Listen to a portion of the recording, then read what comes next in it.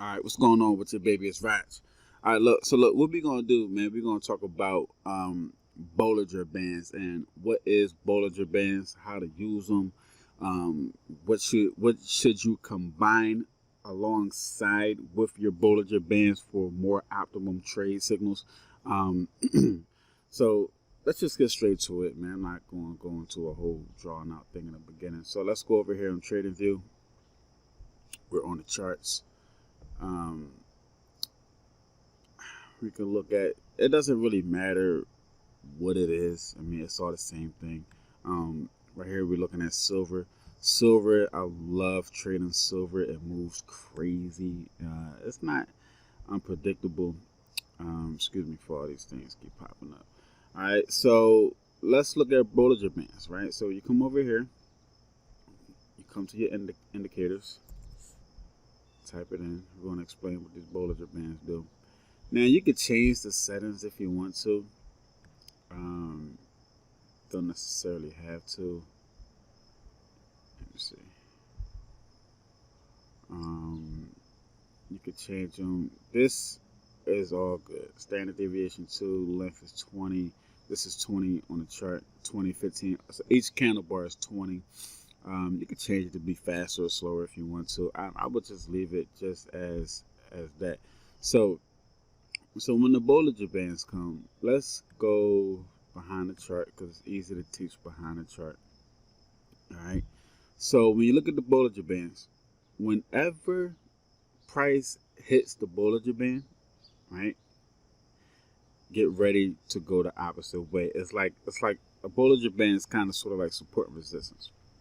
It's going to hit the band, and the sales about to come is going to go down. Now, it doesn't always. Sometimes it hits the band and goes right up, right?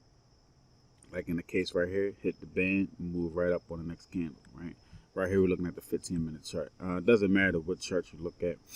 But you got to be careful, man. So, see the Bollinger Band, like, say right here, right? Say if you'd have got in right here, like, okay, they told me to get in when it hits the Bollinger Band, right? It hit the Bollinger Band, but it still went all the way down here.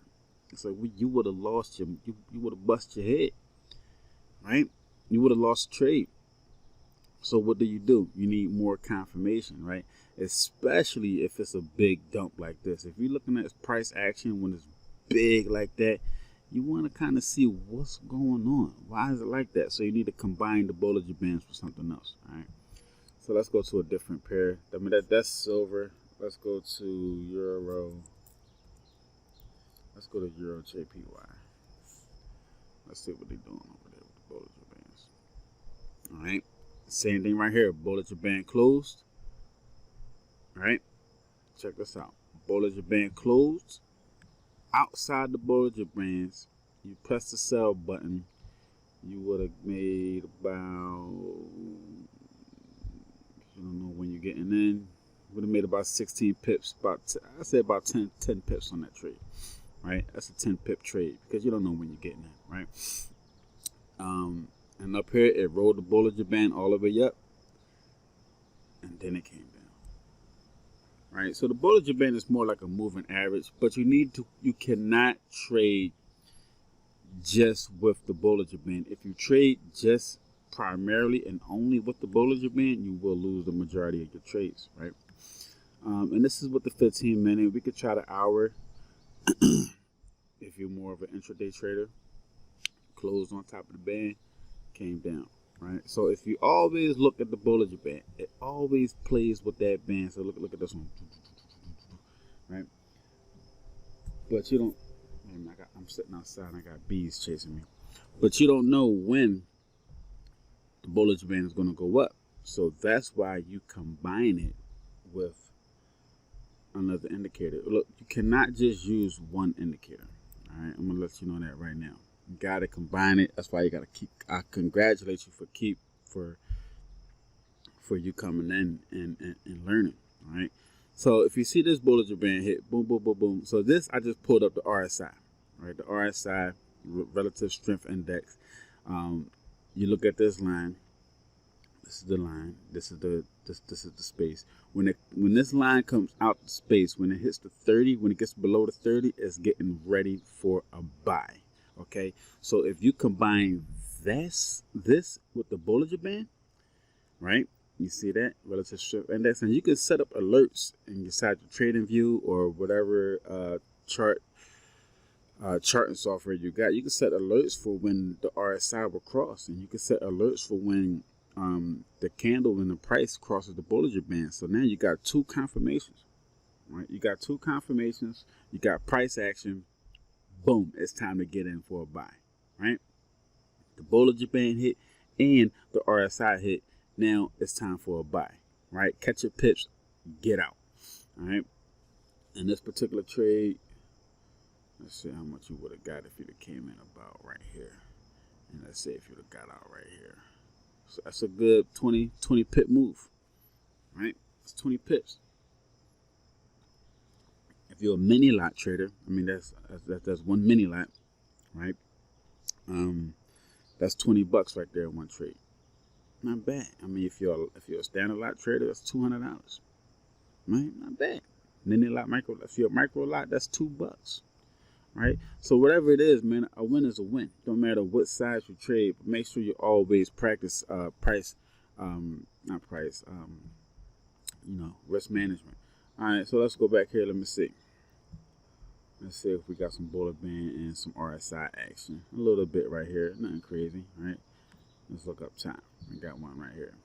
You see that? Crossed over the Bollinger Band and you got in. You would have been fighting right here. You would have been kind of mad and scared, and then would have went down. Maybe you would have held on the trade a little bit because you don't know. You know what I mean? Who knows when you're going to get out, man? But if you'd have held on to the trade, that's about another 20 pip move right there too. So let's go to the front of the chart because our broker says we can't trade from behind on the left side of the chart. We got to trade from the right side of the chart. And over here, Euro US, this is Euro JPY, Bollinger Band. Comes down on the Bollinger Band, the RSI. The RSI stayed down a little bit, right? I will wait till the RSI come up a little bit, like right here. Boom, bye. Now, this middle line right here, what I've noticed in the Bollinger Band, that most of the time when the candlestick closes below this line, is going to be a downtrend. When the candlestick closes above this moving average line, it's going to go up. Okay, so let's test this theory out real quick. Let's see if we can go back.